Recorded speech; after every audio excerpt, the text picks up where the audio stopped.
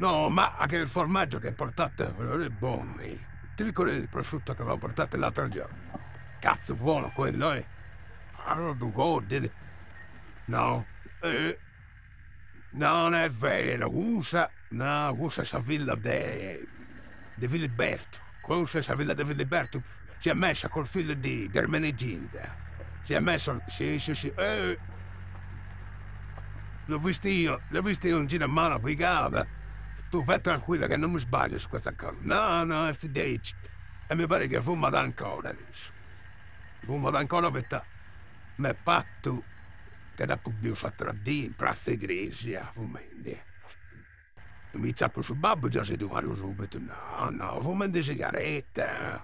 Poi non dici che fu di altra cosa. Magari era la sigaretta spiritosa, eh? Non so io, cosa. Ma poi fa puzza.